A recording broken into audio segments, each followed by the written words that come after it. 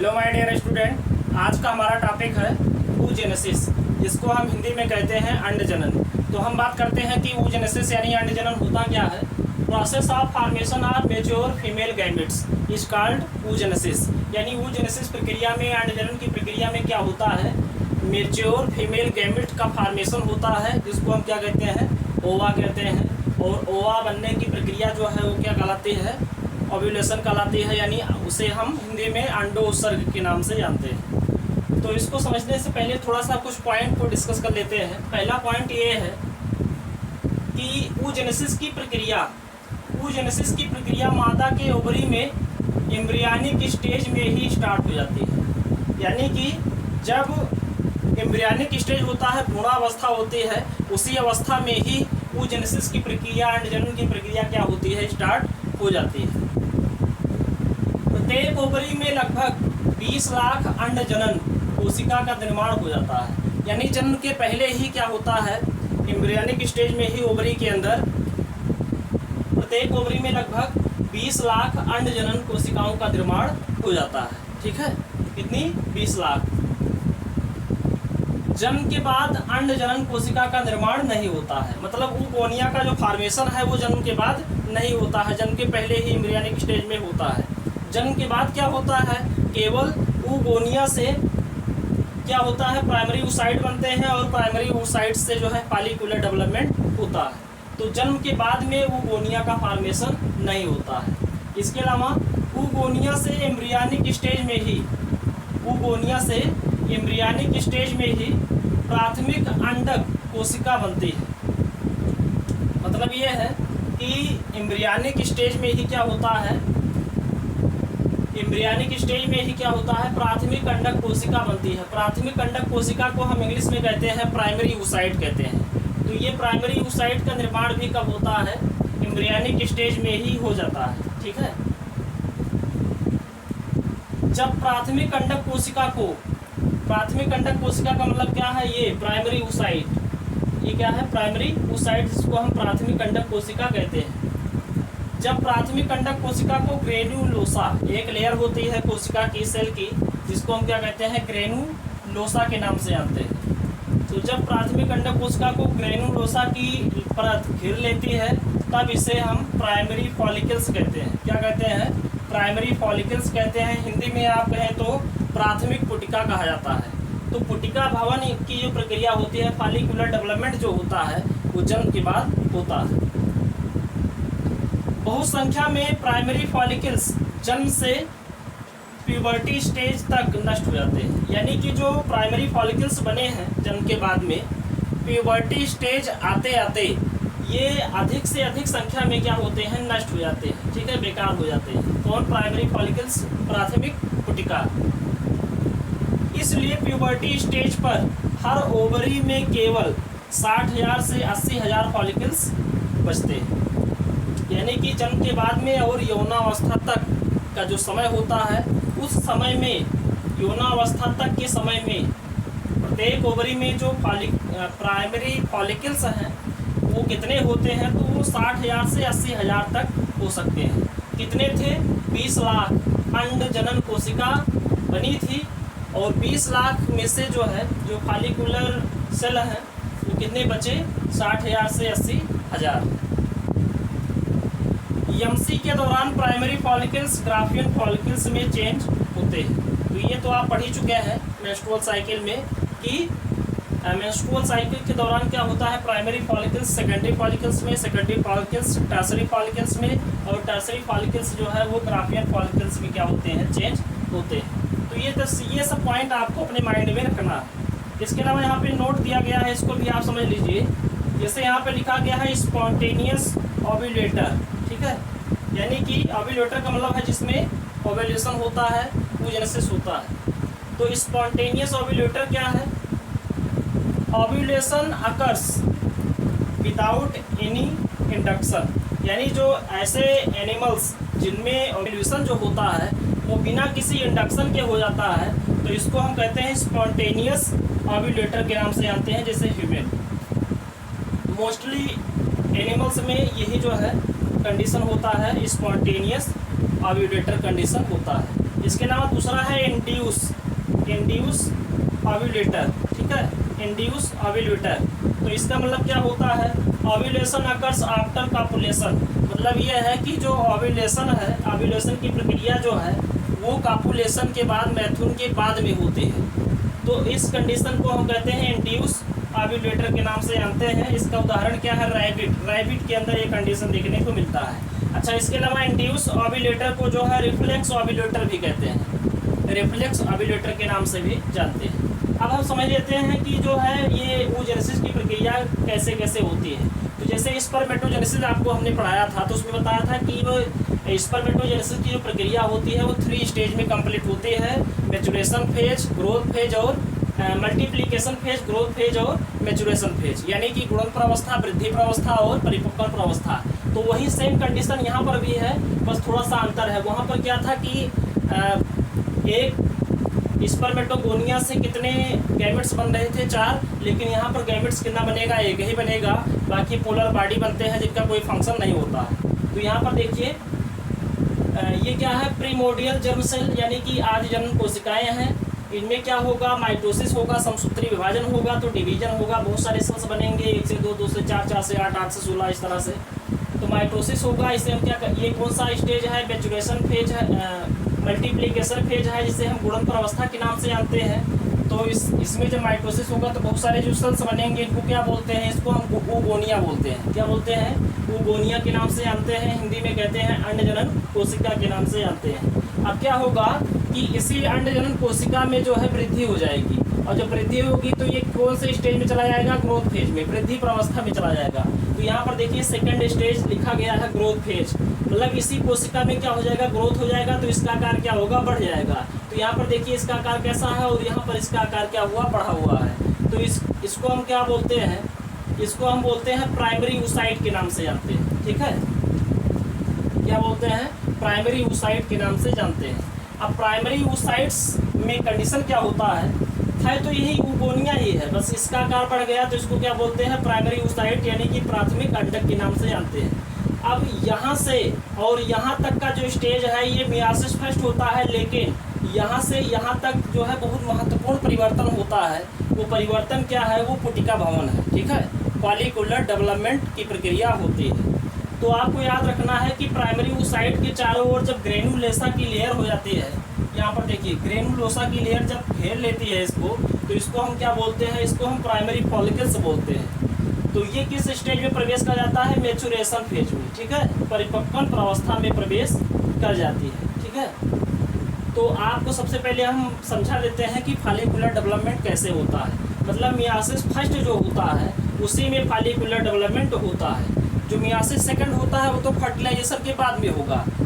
Main क्या है, myiasis first है, यहीं पर क्या होता है, फॉलिकुलर डेवलपमेंट होता है, यानी कि primary follicles, secondary follicles, tertiary follicles, Graafian follicles, यहाँ से यहाँ तक ही बनते हैं, ठीक है। और क्या हो जाता है, सेकेंडरी oocytes और फर्स्ट पोलर बॉडी का फॉर्मेशन होता है। तो चलिए उसको समझ लेते हैं।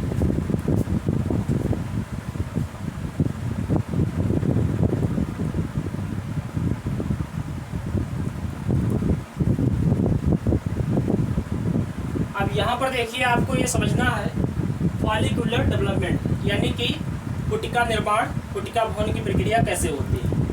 तो अभी आपको हम बता रहे थे कि जो प्राइमरी oocyte होता है, प्राइमरी oocyte से सेकेंडरी oocyte तक के बीच की जो स्टेज होती हैं, वहीं पर क्या होता है, फॉलिकुलर डेवलपमेंट होता है। समझ में आया, मतलब यहाँ पर देखिए प्राइमरी oocyte से सेकेंडरी oocyte के बीच में ही क्या होता है, फॉलिकुलर डेवलपमेंट होता है। मतलब मियासिस फर्स्ट में ये फॉलिकुलर डेवलपमेंट होता है, मियासिस सेकंड तो फॉलिकुलर डेवलपमेंट के बाद में होता है, फर्टिलाइजेशन के बाद में होता है। तो इसमें आपको इसे मालूम ही है कि मियासिस फर्स्ट में बहुत सारी स्टेजेस होती हैं, ठीक है, वो लंबी प्रावस्था होती है, सेल डिवीजन आप पढ़े हैं, सेम कंडीशन वही है, इसमें कुछ समझने की आवश्यकता नहीं है। अब देखिए फॉलिकुलर डेवलपमेंट में क्या होगा, देखिए क्या बन गया था, प्राइमरी oocyte बन गए थे ना, ग्रोथ फेज के बाद में क्या बन गया था, प्राइमरी oocyte बन गया था। अब प्राइमरी oocyte के चारों ओर एक लेयर बन जाती है जिसको हम क्या कहते हैं, ग्रेनुलोसा लेयर कहते हैं। क्या कहते हैं, ग्रेनुलोसा लेयर कहते हैं। ध्यान से समझिए इस पॉइंट को। जब प्राइमरी oocyte के चारों ओर एक लेयर बन जाती है जिसको हम ग्रेनुलोसा लेयर कहते हैं, तो ये प्राइमरी oocyte का नाम बदल कर क्या हो जाता है, प्राइमरी फॉलिकल्स। ठीक है, क्या हो जाता है, प्राइमरी फॉलिकल्स, यानी कि प्राथमिक कुटिका के नाम से जानते हैं। आगे बढ़ते हैं, अगला ये ए हो गया और ये क्या है, बी, ये सी और ये क्या है, ये डी है। अब देखिए यहाँ पर क्या होगा कि ये क्या है, ये तो प्राइमरी oocyte ही है। ठीक है, ये क्या है, ये प्राइमरी oocyte ही है। और ये क्या है, ये लेयर क्या है, ये क्या है, ग्रेनुलोसा लेयर। ठीक है, ग्रेनुलोसा लेयर। ग्रेनुलोसा लेयर के चारों ओर एक और ग्रेनुलोसा लेयर बन जाती है, मतलब इसकी मोटाई बढ़ जाती है। तो प्राइमरी फॉलिकल्स का जो नाम है वो चेंज होकर क्या हो जाता है, सेकेंडरी फॉलिकल्स। क्या हो जाता है, सेकेंडरी फॉलिकल्स। कब हो जाता है, जब ग्रेनुलोसा लेयर के चारों ओर एक और लेयर बन जाती है ग्रेनुलोसा की, तो उसको हम क्या बोलते हैं, सेकेंडरी फॉलिकल्स के नाम से जानते हैं। बात समझ में आ गया होगा। इसके बाद में हम आगे बढ़ते हैं, सी फिगर की बात करते हैं। अब यहाँ पर देखिए क्या है कि कुछ स्ट्रक्चर का जो फॉर्मेशन है वो बढ़ जा रहा है। देखिए यहाँ पर बीच में क्या है, प्राइमरी oocyte। ठीक है, ये चेंज नहीं हो रहा है। यहाँ पर भी प्राइमरी oocyte, केवल इसके चारों ओर की संरचनाओं में परिवर्तन हो रहा है। तो ये क्या है, प्राइमरी oocyte है। और प्राइमरी oocyte के बाहर जो है दो लेयर बन गई है, एक बाहर है और एक अंदर है। तो जो सबसे बाहर है उसको बोलते हैं थिका एक्सटर्ना। क्या बोलते हैं, थिका एक्सटर्ना। एक्सटर्ना क्यों कहा गया है, क्योंकि ये बाहर है। और अंदर वाली जो है उसे हम क्या बोलते हैं, थिका इंटरना कहते हैं। क्या बोलते हैं, थिका इंटरना। और प्राइमरी oocyte और थिका इंटरना के बीच में कैविटी हो जाती है। इस कैविटी को हम बोलते हैं एंट्रम कैविटी। कौन सी cavity, antrum cavity. Competitive exam में इस कैविटी के बारे में क्वेश्चन पूछा जाता है, तो आपको ध्यान रखना है कि थिका इंटरना और प्राइमरी oocyte के बीच में कैविटी बनती है, जिनको हम एंट्रम कैविटी के नाम से जानते हैं। अब यहाँ पर क्या होगा, अभी तक कोई मियोसिस नहीं हुआ है। ठीक है, यानी कि प्राइमरी फॉलिकल्स, सेकेंडरी फॉलिकल्स, और ये क्या है, ये टर्सरी फॉलिकल्स है। ये क्या है, ये टर्सरी फॉलिकल्स है। ठीक है, टर्सरी फॉलिकल्स। यहाँ पर किसी प्रकार का कोई मियोसिस नहीं हुआ है। ठीक है, अब यहाँ से मियोसिस स्टार्ट होगा। तो टर्सरी फॉलिकल्स में क्या होता है, अनइक्वल डिवीजन। अनइक्वल डिवीजन को हम क्या बोलते हैं, रिडक्शन। यानी मियोसिस फर्स्ट को हम क्या बोलते हैं, रिडक्शन। क्यों बोलते हैं, क्योंकि यहाँ पर क्या होता है कि 2n से n हो जाता है, मतलब द्विगुणित से अगुणित कोशिका का निर्माण होता है। तो अनइक्वल डिवीजन होगा, मियोसिस फर्स्ट होगा। और मियोसिस फर्स्ट जब होगा तो दो संरचनाएं बनेंगी। जो पहली संरचना बनेगी उसे हम कहते हैं सेकेंडरी oocyte, और दूसरी संरचना जो बनेगी उसे हम कहते हैं first polar body. First polar body को हिंदी में कहते हैं प्रथम ध्रुवीय ध्रुवकाय। प्रथम ध्रुवकाय। तो अनइक्वल डिवीजन होगा, प्राइमरी oocyte से दो संरचनाएं बनेंगी, सेकेंडरी oocytes और फर्स्ट पोलर बॉडी। अब सेकेंडरी oocyte की संरचना क्या होती है, तो यहाँ पर आप समझिए, अनइक्वल डिवीजन हुआ, ये क्या बना, फर्स्ट पोलर बॉडी। और ये क्या है, ये क्या है, सेकेंडरी oocyte है, द्वितीय अंडकोशिका, सेकेंडरी oocyte। ठीक है, अच्छा, सेकेंडरी oocyte के चारों ओर दो लेयर बन जाती है, एक अतिरिक्त लेयर बन जाती है, जिनको हम क्या बोलते हैं, तो जो सेकेंडरी oocyte के सबसे बाहर होती है उसे हम कहते हैं कोरोना रेडिएटा के नाम से जानते हैं। क्या, किस नाम से जानते हैं, कोरोना रेडिएटा। ये कोरोना वायरस वाला कोरोना है, कोरोना रेडिएटा, ये सेकेंडरी oocyte के बाहर की परत होती है।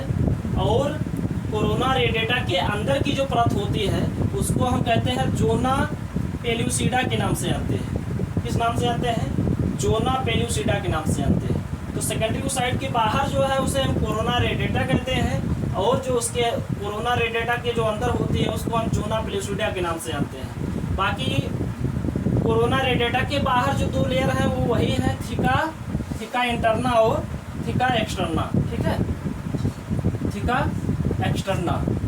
तो इस स्ट्रक्चर को हम क्या बोल देते हैं, ग्राफियन फॉलिकल्स बोल देते हैं। ठीक है, तो कहने का मतलब यह है कि टर्सरी फॉलिकल्स में जब अनइक्वल डिवीजन हो जाता है अनइक्वल डिवीजन के बाद में दो संरचनाएं बनती हैं, एक फर्स्ट पोलर बॉडी और एक सेकेंडरी ओसाइट।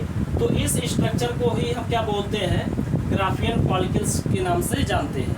अब यही सेकेंडरी ओसाइट जब बाहर निकल जाता है ग्राफियन फॉलिकल से, तो इसी को हम क्या बोलते हैं, कार्पस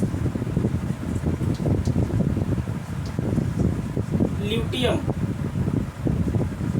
क्या बोलते हैं, कार्पस ल्यूटियम बोलते हैं। तो ये फॉलिकुलर डेवलपमेंट आपको समझ में आ गया होगा।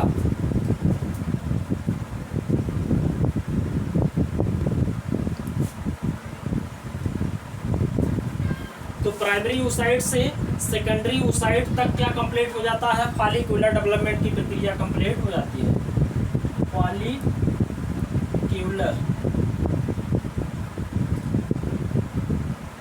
डेवलपमेंट की प्रक्रिया यहाँ तक कंप्लीट हो जाती है, ठीक है। अब इसके आगे का जो प्रोसेस है वो फर्टिलाइजेशन के बाद में होता है। तो इसके आगे क्या होता है, मियासिस सेकेंड होता है, ठीक है। ये सिंपल सी प्रक्रिया है। मियासिस सेकेंड होता है, और मियासिस सेकेंड होता है तो क्या होगा, तो मियासिस सेकेंड आपको मालूम है होमोटिपिक होता है, मतलब क्रोमोसोम नंबर में कोई चेंजिंग होती नहीं है, मतलब यन से यन होगा। यहाँ पर क्या है 2n, तो अनइक्वल डिवीजन है यन हुआ, और यहाँ पर क्या है होमोटिपिक है, तो इससे हम यन से यन कोशिका का फॉर्मेशन होता है। तो सेकेंडरी ओसाइट से दो संरचनाएं बनेंगी, क्या, एक तो ओवम यानी कि अंडाणु, और दूसरी संरचना जो बनेगी उसे हम सेकंड पोलर बॉडी कहते हैं। क्या बोलते हैं, सेकंड पोलर बॉडी कहते हैं। प्राइमरी ओसाइट में जब अनइक्वल डिवीजन होगा तो क्या बनेगा, सेकेंडरी ओसाइट और फर्स्ट पोलर बॉडी, और सेकेंडरी ओसाइट में जब डिवीजन होगा तो क्या बनेगा, ओवम बनेंगे और सेकंड पोलर बॉडी का फॉर्मेशन होगा। और फर्स्ट पोलर बॉडी में जब डिवीजन होगा दो कोशिकाएं बनेंगी, तो उनको क्या बोलते हैं, उनको हम एक्स्ट्रा पोलर बॉडी कहते हैं, ठीक है, एक्स्ट्रा पोलर बॉडी के नाम से जानते हैं। प्रश्न ये उठता है कि जो पोलर बॉडी होते हैं इनका फंक्शन क्या होता है। तो देखिए प्रेजेंट टाइम में अभी इनके फंक्शन के बारे में कुछ ज्ञात नहीं है, आपको ओवम के बारे में समझना है, ठीक है। तो ये क्या बन गया, फीमेल गैमेट, ठीक है, फीमेल गैमेट। और इसी को हम क्या कहते हैं, ओव्यूलेशन के नाम से जानते हैं।